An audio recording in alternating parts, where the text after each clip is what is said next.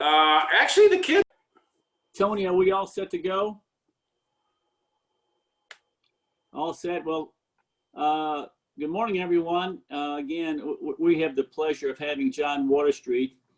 And if everyone remember, tomorrow is John's birthday, and he's aging well. As long as you're aging, that's good, isn't it, John? Beats the opposite. That's for sure. And how long have you been with us in Texas? Gosh, I came in 95, left in 2001, and then I came back in 2013. Wow. Just 7 years ago. Wow. Yeah, it is unbelievable. I still tell people I'm brand new, but, well, I'm not leaving. I'm not going anywhere. We believe you're the best there is, and we're grateful to have you in not just Texas, but our area here, and in Detroit, where I have an office, so I'm happy to have you there. So everyone, please help me welcome John Waterstreet. Thank you, Bill. I appreciate that, and it is so good to be with everybody today. It's always good. Toni, can you shoot me that I can share my screen? We're probably good here. All right, we're good to go. But man, I'm excited. I mean, the momentum continues. It's just been awesome. I love seeing all the growth. I love seeing all the momentum that we've got as a company. And, it continues. Bill and I were chatting before, some of you that may have gotten on. I just love how Glenn talks about that today's records are going to be tomorrow's averages. And then we're going to be setting more records above that. So it's fun. It's a fun environment. And, I've always been in awe of Primericans, and you guys continue to show me every day how tough you are.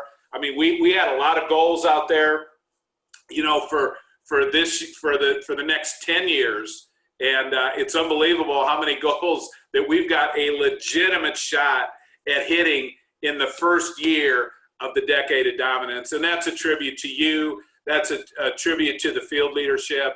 What an awesome job they do. And you'll see it right when you go on POL. It shows the tote board toward the 100 billion in annual face amount, which is absolutely historic. And but we continue to come up with great incentives. I love what we're doing in MVP November. There is a lot on the line in MVP November. Number one, which I think is the best thing the company does, is in November we waived the IBA for our military, for our veterans and active military recruits. And I think it's wonderful we do it. Part of me thinks we should do it all year, okay? But also, I just wanted to give you a little detail that I'll talk about it. The field training bonus. We always want people signing into the Primerica app in the first 24 hours. Now, there's been a little hiccup with the military IBAs, so don't be concerned if they don't get that solution number in the first 24 hours and they won't see that bonus for $100. Don't worry about that. RVPs, just let us know before the end of the month. Just let us know the names and solution numbers of those folks, and we'll add that bonus in manually, so it'll be fine. But I don't want you to be overly concerned that $100 doesn't show up there right away. But man, I love what we're doing in November, where we're challenging base shops to have their best month in 2020. And we'd love to, listen, we'd love for everybody to do it in every category. But if you do it in at least one of those categories, which was recruiting, life and securities licensing, life premium, total securities, or even team cash, there's an MVP team canvas that's going to go to the RVP for the team. And then there's also an MVP shirt for you, for everybody on the team who contributes to any category. So that means if you do anything, okay, even if they set their their 2020 record in premium, if you did a recruit, that's you contributed in a category. And Bill probably knows this story, but when it comes to shirt sizes, for the longest time, we've always just sent out the same size shirt all the time to everybody. So we're allowing folks to update their shirt size on POL. It's on my POL, all apps, my info. And the guy Tommy at Action Awards told me that the reason that they always sent out the same shirt. People would always call back on, I'm a small, I'm a medium. Why do you keep sending me these shirts, these big shirts? And he said, because Art said, when you win a shirt here, it's not about the size of your body, it's about the size of your heart. And everybody in Primerica is an extra large. So I said, that's his story. He's going to stick with it. I think that's awesome. But we still haven't graduated to perfection. We don't have women's sizes, so take that into account when you're updating your shirt size. But I think that's cool that the company's doing it. But here's what it is. Here's the canvas. This thing's a 30 by 40 canvas. This is huge. And it has a great message. Your MVP team is paving the way to our biggest, most record-shattering year ever. Your leadership is key to our success in our decade of dominance. And I think that's so cool. And there's the shirt, which is very good. I mean, you wouldn't know by looking at my clothes that I'm a fashion critic, okay? But this is a very cool shirt. I love the decade of dominance on it. Of course, the MVP logo on the front. So that's very cool for everybody that's stepping up. Like I said, there's a lot on the line in November. We're finishing up the competition for Universal Orlando for the 4-month contest, August through November. Also, the contest within a contest, 390 more slots. And that's just 2 months. That's just October, November. And the great news is that everybody, absolutely everybody that's listening to me can win the trip to Orlando. And I love showing this slide. It shows the emphasis that we've continued to have on newly licensed people. Because one thing we've talked about, on and on over the course of the last several months is turning record-breaking recruiting into record-breaking licensing. And, the newly life license category, we have 100 for the full contest and 30 more slots for the 2-month contest. Folks, typically we have 30 for the entire contest. So an emphasis really on new people being successful here is awesome. And we continue to talk about every month, it's important to qualify, okay, at your level to get that 75,000 points plus 5,000 additional for every recruit. But to really play at the highest level, okay, you need to play up to the next level to get another 75,000 points. So as a district, you need to do 3 by 2,500 to qualify, but to play up and get extra points, you need to do 5 by 5. Because it's a dogfight. Anybody that's looking at the standings can see how tough that competition is. And here's something we've done. The last 2 or 3 contests we've done is we've had draft picks for people to be able to win a slot. This is why I say everybody has a chance. Okay, for every 1-by-1 personal that you do through November 16th, and field training observations count, which is awesome, again, for new unlicensed people. Not only are you going to be banking for your field training bonus, but you're also going to be getting yourself additional draft credits, which is awesome. But for every 1-by-1,000 through November 16th, okay, you get 2 draft credits every time. You get 50,000 points for the first one, 25,000 points for all the additional ones, okay, which is there's no limit. One thing, a couple tidbits here. The draft picks are going to be announced on December 14th. 2 things you need to know. When I say through November 16th, unless the company changes this, it's 6 p.m. Eastern time on November 16th. It's not midnight unless the company says something.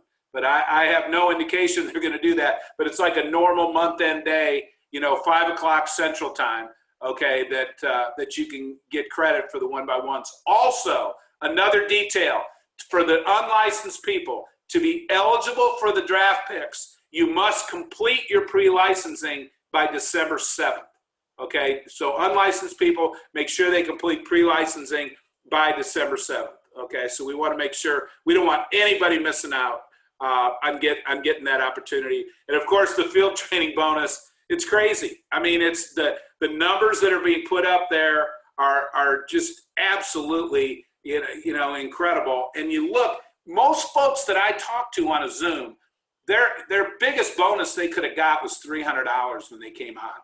Our average bonus is now over $700, but we keep talking about that it's unlimited. We paid out a check last month to a brand new recruit who got licensed, $18,600. I mean, that is absolutely awesome. And we continue to have incentives for RVPs. okay? Every recruit in their base shop that earns a field training bonus in November, they get a $100 bonus. So there's some skin in the game for RVPs. Anybody on here that's offended by that, I hope you are, because you need to get to RVP, okay? You need to get these extra goodies that are out there. And also, you know, I love our focus on licensing, and we've made some changes. You can see in the right box, everything in the red there has been changed. That now this is for pass notices and licenses in the month of November. So, and we've now 5 licenses gets an RVP a $500 bonus. I mean, that is huge. And somebody's going to do 100 licenses / pass notices and get a check for $50,000. And that is something. So, but I love how we've made it so much more attainable for everybody. We're going to have 10 licenses people. We're going to have 25 licensed people. We've had 50. In Texas, we've had folks that have gotten 50 licenses in a month. So take advantage of that incentive. But it just continues, you know, to send that message how important it is to turning recruits into licenses. And just for field training bonuses, always want to make sure everybody understands the reminders there. Make sure your folks download that Primerica app in the first 24 hours so they see that $100 bonus. Make sure they have full service POL. Make sure they're tracking, okay, that their progress, 60 days to complete pre-licensing, 90 days to get licensed. Also want to make sure everybody understands that if their license has already been approved, okay, the license has been issued, but not with Primerica yet, okay, please don't sweat that at all. Once you have passed the state exam, okay, if we get to day 90 and your license hasn't been issued, don't worry about it. We look back, we'll see that pass notice, and we'll pay the field training bonus. So don't lose any sleep over how long it takes to get these things processed. And then RVPs, you know, you got my cell phone number. You can call me about anything, not just field training bonuses, but I'm here to help you in any way I can. And but I just think it's exciting, all the incentives we've got. You know, we continue to do the right things, and it's a fun environment. It's a fun environment, and there's no doubt that our best days are yet to come. So, Bill, I appreciate you having me on with everybody. This is always a special team. You know, I mentioned how much I enjoy being at home, but I got to tell you, I miss you guys. I mean, I miss coming in there and seeing everybody. I miss us doing incentives for food. I miss that a lot, okay? So, but I appreciate your leadership, Bill. We are very fortunate to have you in our lives. Thank you very much, John, and keep those birthdays coming, okay? They need to come a little slower, though. Yeah. Thank you, Bill.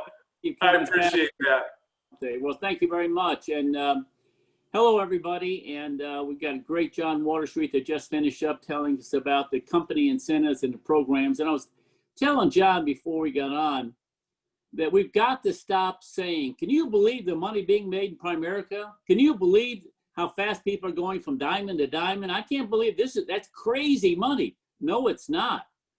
We have to understand that's what happens when you work the system. The system is created to make that kind of money, even if your brains can't handle it. Most people's brains cannot handle it. Wow, they're making so much money. My God. Nope. That's what happens from the system that Art Williams created. Like he says on page 75 of Locker Room Notes, we're here to make millions. We're not here to make extra money part-time. I mean, he rarely talked about making extra money part-time. Nobody you might come here for part-time, but unless you want to change your life and make millions, you won't do it full-time. You won't become an RVP to have RVPs. Which brings us to the point of issues that I had early on in my career here of feeling worthy to make money. Isn't that amazing? That we doubted and we had issues regarding, am I worth making the money? You know, years ago when we first started out in the company, we had 3 basic insurance products. One was a annual renewable term, which is dirt cheap. And, but you only made 50% of that. And so you got dirt cheap money. And then we had a 20-year decreasing term, and you made a little bit more. And then we had something called a level term. I won't go into it. Guess which one we sold? We sold the annual renewable term. Why? We felt guilty because, you know, if you have annual renewable term and you save the client money, if he invests the rest down the road, he'll have an extra $5,000 or $10,000 at retirement. But the problem was we couldn't make a living selling annual renewable term. Remember the old adage in the insurance industry? It's if I sell whole life, I can't sleep. But if I sell term, I can't eat. See, A.L. Williams found a way where you can sell term insurance and make enough money, but you can't do it selling annual renewable term. And I had to really look at myself. I had a long talk with the legendary Bob Turley, New York Yankee pitcher, Wall of Famer in the company. And he started talking about it and how you've got to make your mind up that you're going to show this person I have $200,000 or $300,000 more if he dies or if he lives. And you're worth that money. And to sell yourself on the cheap is an issue with you. And you have a problem with that. Well, I made up my mind right then and there that I'm never going to sell annual renewable or 20-year level term again. I'm going to sell that, what we call deposit term back there, because I'm going to make money. I'm not going to give away my wares. I'm not going to give away my knowledge. I'm not going to give away the fact of my experience to go out and help a family just so I'll be broke, because I won't do it. Bob Turley said, you sell annual renewable term, you drive Volkswagens. You sell 20-year, you drive Chevrolets. You sell level deposit term, you drive Cadillacs. I didn't want a Chevy or Volkswagen life going out there and helping the people. And what happened is, you don't make any money, you're gone from the business, and you don't help anybody. So I had a come to Jesus meeting with myself. And I made the decision, I'm never going to sell any cheap term product because I am worth it. I'm bringing tremendous value to people. I'm bringing tremendous value of service, knowledge, information, showing you how to have hundreds of thousands of dollars. I'm worth that. Because even Rabbi Daniel Lapin says, why does it surprise us when a good and loving God allows us to make money for serving his people? You see, every last one of us on this call have a problem with making money. And we think, and we have major issues that we're hurting somebody by making money ourselves. And we have Toni, Toni, you're on, and I'm going to go through those slides with you now, Toni. And I've been reading a book on being self-worth and regarding making money. And here are some of the things that the book said, and I think is very relevant. Your net worth reflects your self-worth. Tell me what your net worth is and how much money you're going to be making, and I'll tell you what your self-worth is. Whether or not you believe you have any worth or value that you're giving other people. Next one, please. And by the way, Toni, thank you for doing it. Folks, she put all these on slides that are incredible. Until we truly feel worthy, deep inside of the great life we desire, we won't feel worthy of money on the outside. When we don't feel worthy on the inside, we develop patterns that prevent us from, I probably didn't do that correct. And all this is come from when we were young, placed in our brains by parents, church members, people in our school, teachers. I have a whole list of things that people put in my mind. My dad hated rich people. He said the only way to get rich is to hurt somebody. So if you're making a lot of money, it's because you've been hurting somebody. You know how many people on this call have been brainwashed with that? Toni, next one, please.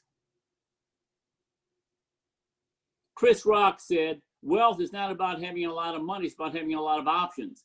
If you have a high net worth, you have an abundance of opportunities.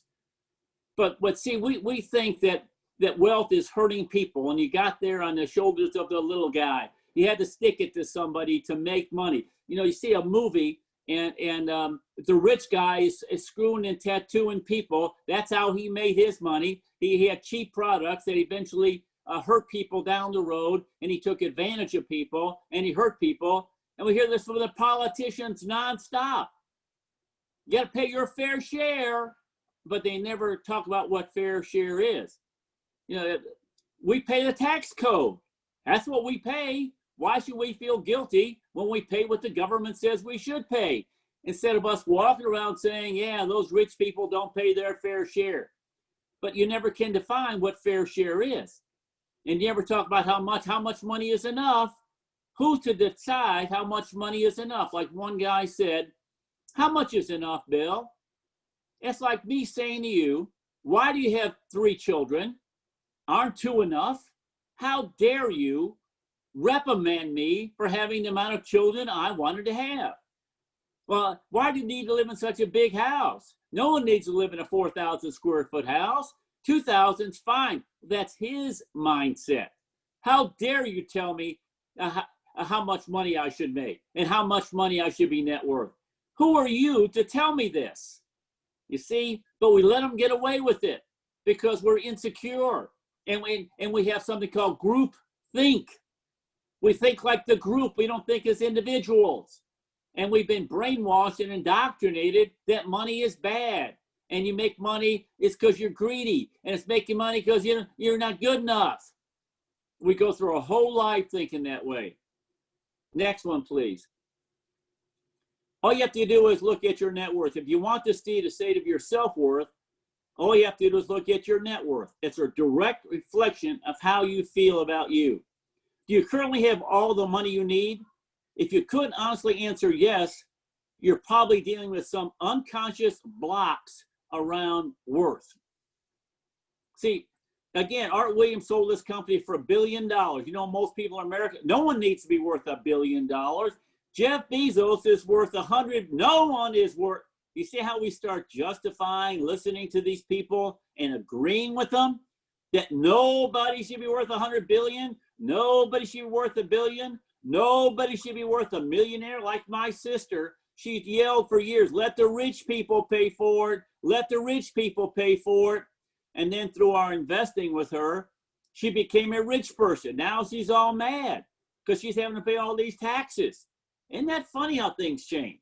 When you don't have any money, you want everyone else to pay for it because you don't feel anybody is worth something. And when you make up your mind, I'm underpaid. We take a look at all these people that are having great success in Primerica. They're underpaid. It's your mindset that keeps you small, thinking, oh, no, they're overpaid. No, they're not. We have more value than we're being paid. Next one, please. Susie Orender put it this way. You can't fix a financial problem with money. You can only fix a financial problem by fixing yourself. You always have to go within to see where you are doing without. Most people have an issue with making money that needs to be fixed. Rabbi Lapin said it this way: if when you're a kid, you break your leg, are you going to be an adult and hobble on that leg for the rest of your life, or are you going to fix it? He said you're going to fix it. See, if you have an issue with making money, that needs to be fixed. That's not just the way I was raised. That's how I am. That's what my parents taught me. Next one, please. Do you give away your services? I tend to give away my products and services. Yes or no? Give it away. We feel so guilty. We don't want to make money off our products and services, so we sell them the cheapest products we have, or we might drive an hour away to sell a $100 a month mutual fund and make $2 and feel guilty for it. Thomas Edison said, if we did all the things we are capable of doing, we would literally astound ourselves. But what's holding us back? Staying small. The tragedy is that so many of us are willing to stay small to such a degree that we are squandering the beautiful lives we've been given. Toni, how do you justify the money you make? That's the question. How do you justify it? You're worth it. Toni, can you get on the call, please? And yes, Coach.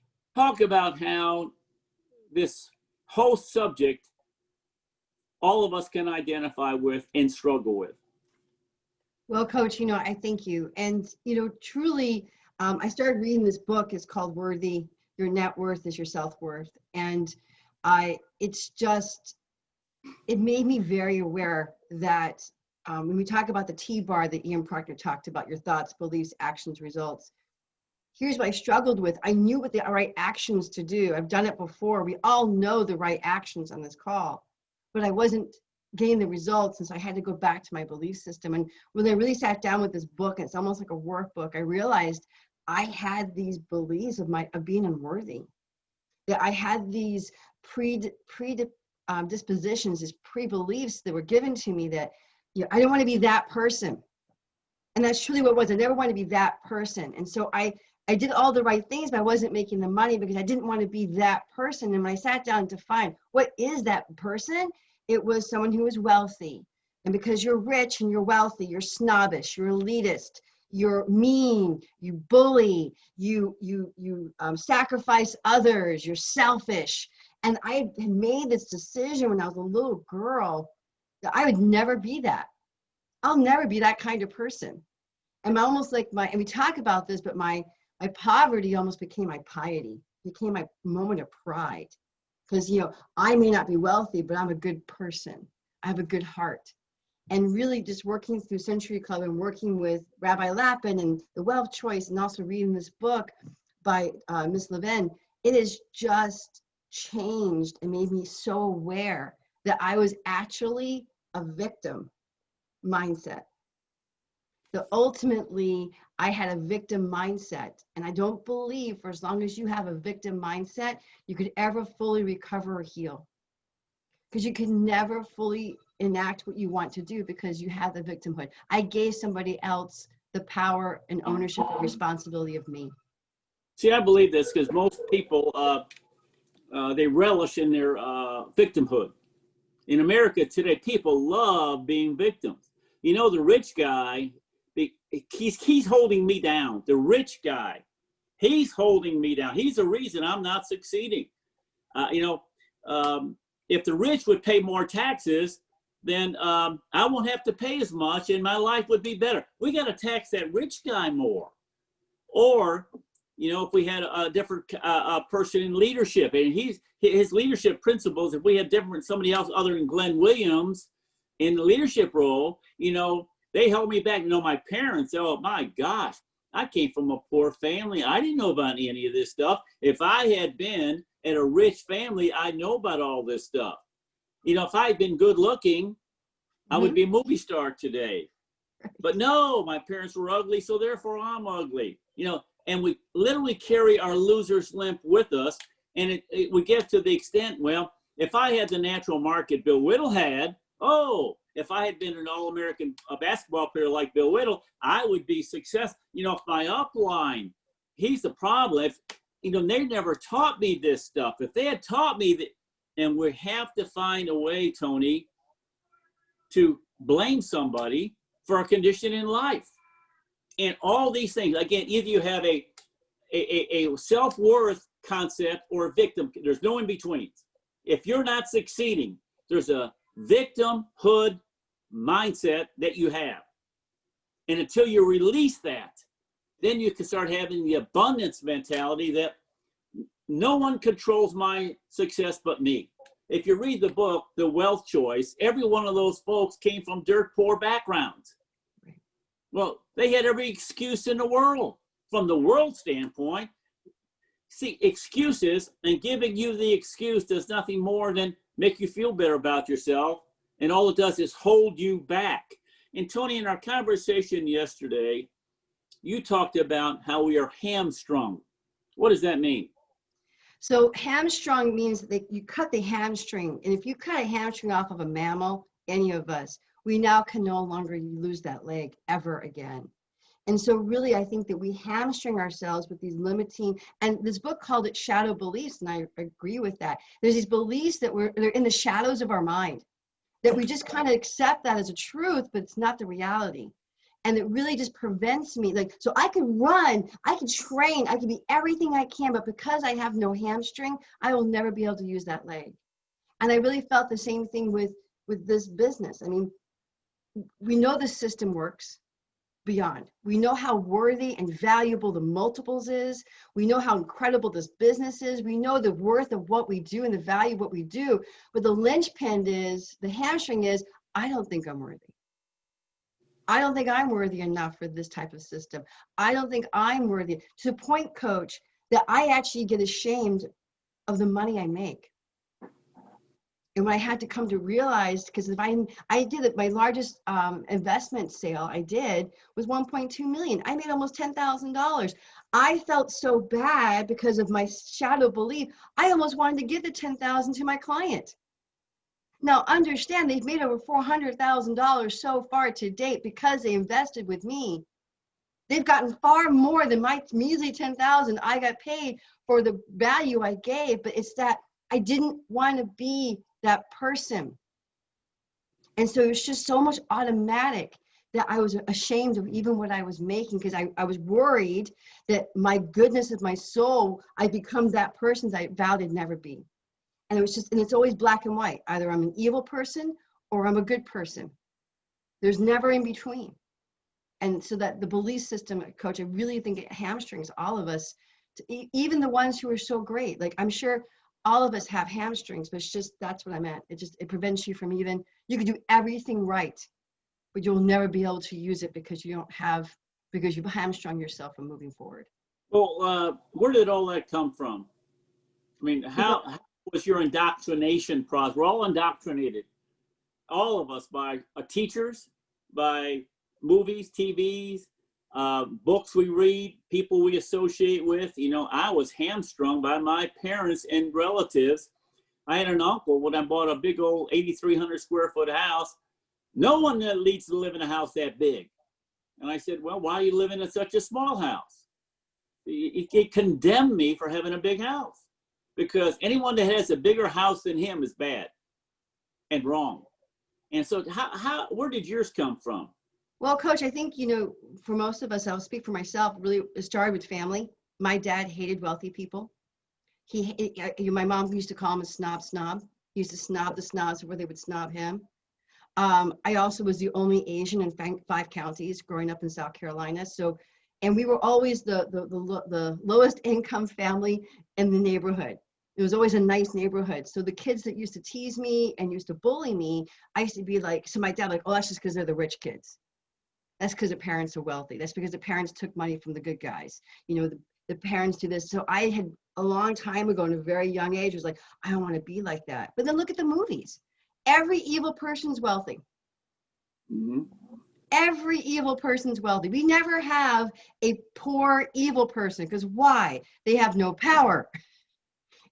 So in the movies and TV shows, there's always the evil rich guy. I mean, it was always that. So I think, coach, there's just a lot of, it was compounding, but to be honest with you, the basic foundation that all those beliefs from society were given were from my family. You know, hate the wealthy people, hate the people who don't have, because they have that, we can't have this. Like, they actually took the money out of my parents' bank account.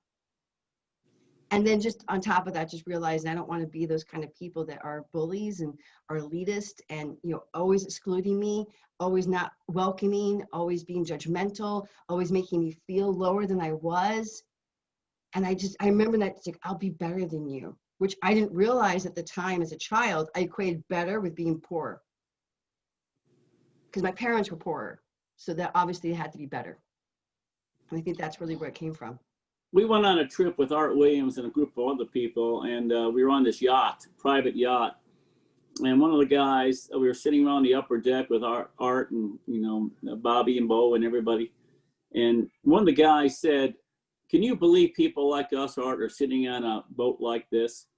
And Art's response was kind of it changed my mindset. He said, this guy was named Bill, not me, but his name Bill. He said, Bill, this yacht was made for somebody to be on. That seat you're sitting in was made for somebody's butt to be in. It might as well be ours.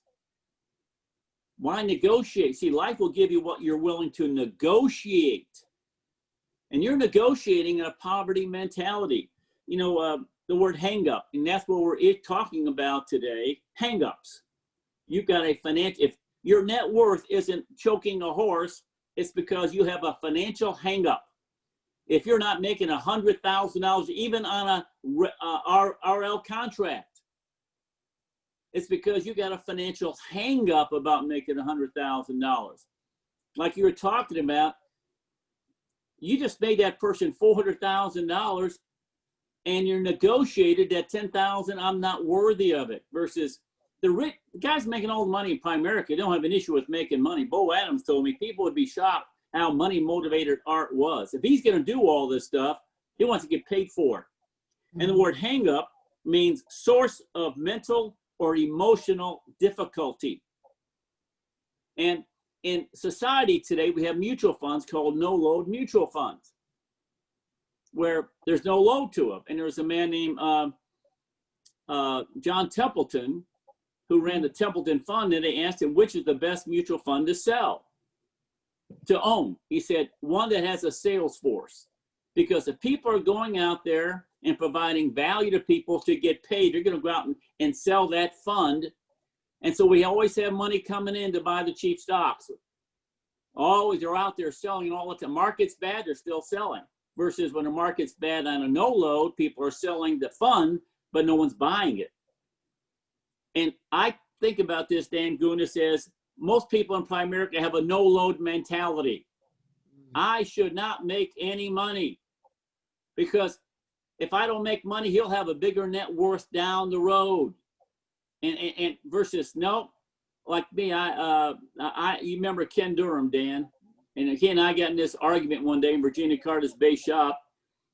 He said, Bill, you know, me to tell me that you won't, if a guy won't buy an annual renewable term and you'd make $150, you're in this house anyway. I said, I don't sell annual renewable term. I don't do it. No, I only sell this one product because I'm worth that product. If they don't want to buy that product, he's saying, you're not worth it to me, Bill. I don't do that. I don't sell my services to the cheap and give my services away out of guilt, thinking I only deserve to make just enough money to pay my bills and eke out an existence. I don't do it. That's right. You go to Neiman Marcus, they don't sell what they sell at Walmart. You want Walmart stuff, go to Walmart. We don't sell it here. And the same thing is that we sell products that have a commission to it. And we can't be embarrassed by it or ashamed of it, because I love what you said, my poverty became my piety. I was so pious because I'm struggling to make money. And again, people have a no-load mentality. I was talking to somebody the other day, and he used to be in ministry. He said, here's what his hang-up was. If I made money, I wasn't pure of heart in what I did. If you're making money from what you do, you're not a pure heart. That's why they talk about nonprofits. They're not in it for the baloney. Nonprofits, their employees make so much money. I mean, they make a lot of money. They don't have any problems within the administration of the nonprofit. We think nonprofit is virtuous. Profit is bad. In America today, socialism, profit's bad. What planet are you from? A lot of people believe that. You know why? Their piety. And they've been brainwashed to think that. He says, fear of people judging me or discovering that I made money. Talk about that, Toni, and that text you got late at night one night. So I helped a woman, and she's doing $200 a month PAC, and she's in pharmaceutical sales. And I actually did the sale at 7 o'clock in the morning on the day after Halloween, which is fine. But she texted me and said, how much money did you just make? And my first reaction, and even I've been doing this work, but I think because I'm doing this work, I became aware of my reaction. I was ashamed. Or people, I'm like, oh, I can't tell her how much I make, but I made money off of her. I can't tell her. But I did. I gave her the percentages, and I showed her everything, the front loads and all that, and she knew that. And she texted me back, Coach, and said this, you're not paid enough. And I was like, and I was like, yeah, that's true. I said, no, you pay me in referrals. Remember, we talked about you gave me 5 qualified referrals. She goes, I'm going to give you more because that's how you're getting paid. Then I need to get you more. And I said, yes, you do. Because you're right. And so, but Coach, my first response was, it was shame, it was embarrassment, it was all of that. Because, you know, I think for a long time, my business was more like a ministry than it was a business. Like I gave away everything I did because I know about the value of what Primerica is and what we do, but it was me. I didn't feel like I was worth it. And so work in this book has been so great for me, because it's making me not just be aware of the programming, but also how to rewrite that programming. And that's just, and I'm so excited for what's about to happen. But yeah, no, she said, you're not paid enough. And you know what? She's 100% correct. You know, interesting. I was halfway through the book. It's by Nancy Levin, Levin. It's called Worthy, that I realized was for women. Mm-hmm. And she basically was saying women have the biggest issue with this. Because like this a guy said that I was talking to, he said, it took me years to get over feeling guilty about making money. I was afraid I was putting myself first. I didn't understand the value I was giving other people. I felt that making money was improper, greedy, selfish, not putting people first. And this guy didn't come from a broke family whose father was telling him how greedy the rich people. He didn't hear that from his father. But see, this is the way life and our mindset, and I think the devil wants to hold us down and keep us broke and make us feeling guilty. I always tell this, you know, the politicians get rich telling you how bad the rich people are. Politicians, all of them get rich being politicians. How can that be? See why? Because they just vote for me, and we'll straighten out this mess with all these people making the big money. Well, what happens is that they end up making the big money. Value is a trade-off of your wares for your dollars. You have to decide, is it worth the value I'm bringing them? Am I getting compensated equal to the value I'm bringing? We had a guy that sold somebody a life insurance policy on a Sunday. The following Friday, the man died of drowning, and I made $300, and that spouse got $150,000. Is that good value? No. If you're not making $500 to $1,000 per client, they're not worthy of it. You move on to somebody else, because it's not worth your time, effort, and energy. Again, you know, we're all born in cages. I look at it this way, and I said it in the book. We're used to small cages, and we don't want to. We're born and raised in a small cage, and we see the great life out there, and we don't feel comfortable. We feel safe in our small cages, making barely a living, versus to get out there in the open oceans and open land and create a life for ourselves. Again, until we truly feel worthy deep inside of the great life we desire and deserve. We won't feel worthy of money on the outside. When we don't feel worthy on the inside, we develop patterns that prevent us from earning money. Patterns. You are creating money, habit, patterns. So when I see people not making money in Primerica, they're being held back by their belief systems. That their thinking created those belief systems, and their thinking is faulty, and that needs to be corrected. So talk about that, and I want to talk to you more about the victimhood. Mm-hmm. Tell us what kind of, you had arranged most of your life as a victim. You and I talked about that. Since you got into Primerica, what were some of the victim mentality thoughts you had? Well, you know, I started Primerica on the Big Island of Hawaii. So one of my first ones was, well, the population here is only 155,000. It's the size of a state. And there's no way you could ever be as big as everybody else, because you don't know what we deal with. You don't know who we're talking to. You don't know what their population is. And, you know, then it was, you know, oh, well, you know, if you were as broke as I was and everyone knows who I am, no one's going to listen to you. I don't have the credibility. I have a good market. Yep. Don't have the right market. Don't have the, I mean, I was not married. I didn't have the right market. All of that. That's and my just upline is bad. My upline's not making any money. Yeah. And, you know, it's tough to get licensed in this state. And people are, in this state, no one wants to work. Right. Or even better, the ones of like, well, nobody wants it like I want it. No one, people here are just, they're welfare state. They don't own property. They don't have the drive. There's no one here like me. And you don't know what I deal with. It's like people telling me that I'm always late because that's who I am. I'm half Asian. Half Asians are always late. Respectfully, every race is late. Well, talk about spouses.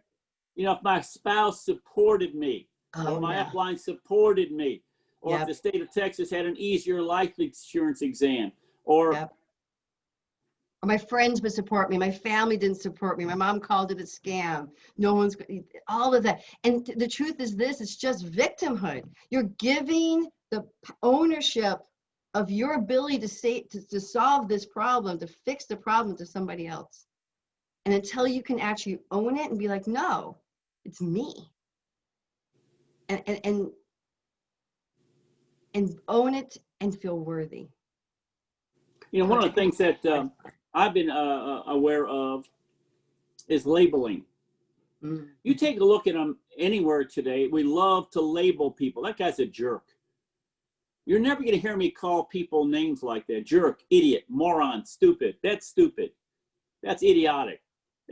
You're an idiot. You're a jerk. You're never going to hear me say that, because if I'm saying that about somebody else, guess what I'm saying about you when you're not around? The same thing. But what happens is we label people, he's just greedy, he's just cheap, he's just frugal, chintzy, and we start buying into the labels people put on us. Well, women can't handle money. So what happens is a woman buys into that, and then we'll talk about that for a second, how the labels hold you, define you, and keep you. Absolutely, Coach. You talk about the cage. I think that actually the cage is the labels that we accept. I think that really is what makes the small cage. And it could be good intentional people like our parents, but it is that, you're a girl, what do you know? I'm not good with math. I never graduated high school. I'm not smart enough. I don't have a college degree, or you're frozen. I don't have the education. I don't have the financial background. I was always broke. Who am I? And just accepting those labels of, Toni, you're a good person, but you'll never be smart. The biggest defining cage word I found is the word just, J-U-S-T. I'm just, if I could, you ever hear somebody pray, dear Lord, we're asking you to just help. If I could just get a recruit, if I could just make a sale, if I could just double digit, if I could just make 100, that word just is the most binding word, because this is our life. And like the one author said, let your cup run over. The Bible says, Lord's favor will be what? Pushed down. It'll be running over. Mm-hmm. And yet we live a life with barely enough and just enough. And it's all personal, because we bought into a philosophy or a self-worth. That's why, I want, when people are not making sales in Primerica because they don't believe they're bringing more value than the money they're making. Or if they sell a 10-year level term versus a 10-year level term pays half commission. But, they feel guilty selling them a 20 or making more money on it. Well, because the client down the road would have more money if he bought a 10-year than a 20-year. See, to my mind, to say I'm worth a 20-year level. I don't sell 10-year level term. Just don't do it. And if I have to sell 10-year level, I'm going to walk away. Let them go get it from someplace else. Because in another one, Toni, you talk about this, we don't get names at the interview. I'm a fanatic on it. You heard me talk about it. We don't get referral names. We don't get a 25 name list. Yet we gave them all this information, and we gave them Rule 72, and we showed them how to handle their money and how to get out of debt. Life-changing ideas and understanding that it took us years to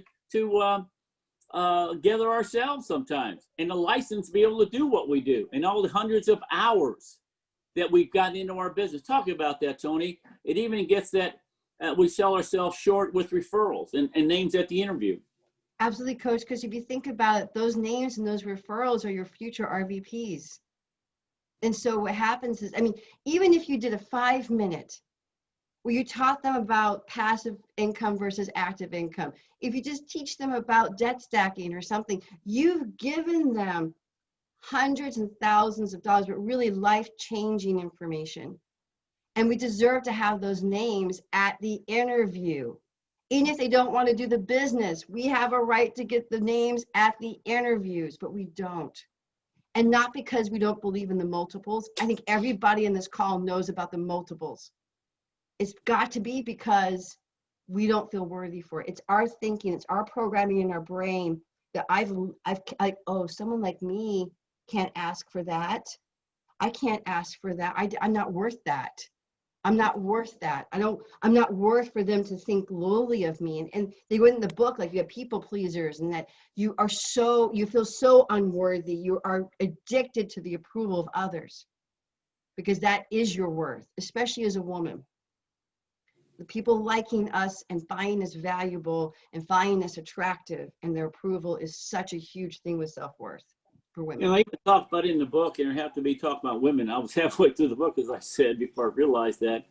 I talked about how some women didn't have the money, but they went and spend money on clothes to look more attractive because they're so insecure that they had to have the clothes to make the person. And even though they went into debt and they went through all the trauma of debt to get it. Talk about that. And how does that relate to our business? Well, you know, I think the shadow belief is that if I'm not pretty enough, if I'm not attractive enough, I don't have a self-worth. And so what happens is women, specifically women, I'm sure guys, but really women, we buy all these beautiful clothes and the makeup and we get our hair done and the jewelry and the bags and all of this. And there's a separation. It's almost like it's a facade and it's a mask. And we do that because we don't feel worthy. Deep down inside, you'll never be able to feel worthy enough based on someone else's opinion of you. And so you bring yourself into debt hello, $100,000 debt credit card girl over here at one point in my life. You go into these debts because you're trying to build this fake facade that's worth it and actually even pushes your self-worth down. And Coach, I think it's the same thing here in this company. People who have a little bit of wealth, but they get the fancy cars, they get the big houses, or they're always like, hey, I did it, yeah, number one. But they go to these, I've gone to the trips and I've seen people bring oven bags, Ziploc bags, and they're shoving the food into the oven bags while they want a trip on Primerica Dime. And I remember my first one, I go, what are you doing? They're like, oh, for lunch later, did you know the burgers are $10 a burger here? That was someone who, it's the same idea. You have this facade, you won the competition, but you didn't feel worthy enough to make the money to substantiate that win, to win the competition, Coach. And I really believe that's a huge part of it. I think if there's a gap and your money's below that gap, then you've got to work on what do you think you're worth and what do you base your self-worth on? You know, I have 2 daughters, and I liken it to my daughters dating some guy that's so far below. Well, he's the only kind of guy that would love a girl like me. My heart would break to thinking that my daughter thinks so low of herself that she's got to find some reprobate to date. And in reality is, don't we feel the same thing? That I need to make the cheapest because I'm not worthy. I'm not bringing the value to that family. That's why, folks, when we talk to people, if they don't play our game, we got to leave them. We got to kick the dust from our sandals, go on to the next one. Toni, got a comment? Yeah, Coach, because another thing that I think that shows self-worth is someone who only recruits people who are not in the right market. There you go. There you go. There you go. Huge indicator of self-worth, because if you're going to recruit only in the wrong market, that is 100% facade to self-worth and net worth. That's the only person I feel comfortable that I have any value to, but that's why we recruit below and not up. We don't recruit up because we think, oh, those kinds of people would never like this. Only people like me, people that can't do anything else. If you can't do anything else, sell life insurance. If you can't do anything else, get in this multi-level marketing, network marketing pyramid deal. That's for losers. But people like us, we don't get into that kind of stuff. So our insecurities, our financial insecurities, again, I remember Virginia Carter, when I would go talk to her, I said this earlier, that the whole life agents beat us up. And finally she said, you got to understand what we do for people. What we're doing is right. Make up your mind, right or wrong. And so I have to make up my mind. I'm not selling products where I don't make at least $500 on a product. If you don't give me 3 to 5 names, I'm not taking you on. If you don't give me a 25 name list in 24 hours, I'm going to put you to the bottom of the list instead of, well, at least it's a recruit. You ever been around, Tony, when somebody recruits somebody and they haven't done anything yet? Oh, this guy, he used to be All-American. He was an all-state football player. They got a PhD. They're bragging on that person who hasn't done anything yet. Why? Because they need a body to validate that they're worth. And we do that and with the money we make, right? Talk about that. Correct. And I think, I again, Coach, that is just Primerica's way of buying fancy clothes and putting yourself in the debt with a good person, the makeup and the, because you oh, look what I got. And we substantiate our low worth or lack of self-worth by having that and perpetuating that storyline. Oh, but look, he's all this.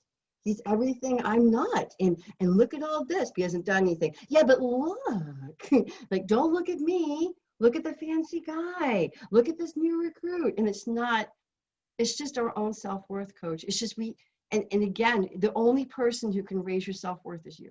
It's an inside job. And you have to make up, and we all face this, and I'll end on this, and give a final comment and word in a second from you, Tony. But most of us go through our life debating. Life won't give you what you want. Life will give you what you negotiate. Right. And most of us negotiate down. My father used to say to us, and it cost me a lot of money over the years because I repeated to my children, there are 3 things you spend money on, because if you buy cheap stuff, you'll end up hurting yourself. One are shoes and eyeglasses, I think, sunglasses, and then it was something else. And so my kids always bought the better shoes, the better sunglasses. Remember what your father said. And again, because the cheap stuff breaks. You sell cheap insurance, you sell yourself cheap, you're going to be gone. And you're not going to help anybody. The people making all the money in Primerica, they believe they're not worth it. They believe they're underpaid. They're more than the money they're making. They just haven't got it yet. And you want to listen, you want to make money, come join me. You want to make money, you want to have a passive income, come join me, because I'll make you money. Versus, please join me, I need a recruit. Please, please, please, please. I'll pick you up Saturday to take you to PFSU. I'll bring you a goodie bag. I'll meet you for lunch to make sure you won't leave. I'll pick you up afterwards to make sure that, isn't that terrible? It's an adult daycare center we run, some of us, because we're so insecure. Talk about that, Toni. I'll give you the final word. What are we accomplishing here today? I think what we're accomplishing, Coach, is, and I hope I was able to do a good job, but to show that, if your self-worth is up to you. And, as a child, we allow people to give us programming and to kind of put a label, put us on the shelf, give us a price tag. But really, ultimately, you can rewrite your own self-worth. But if you are not where you want to be, we all know the right actions, then you have to go back to your thoughts and your beliefs. What are you thinking of, and change that belief? And Coach, I will tell you right now, this book is awesome. It's called Worthy, and Nancy Levin, and I downloaded mine, and it's worth the read, and you're going to be kicking yourself, thinking how much money have I given away because of my insecurity, and I'm making people wealthy, and I'm afraid an extra $300 or $400, right, in my pocket because I made them $500,000. I'm not worth it. No. All right, everybody. It's been great talking to you, and Toni, outstanding. So everyone, give Toni a round of applause as we leave. We'll talk to you next week. All right. Bye-bye. Bye-bye. And everybody, if you want an email of this, just email orender.downloads@gmail.com, and you'll get a copy of this. Thank you, guys.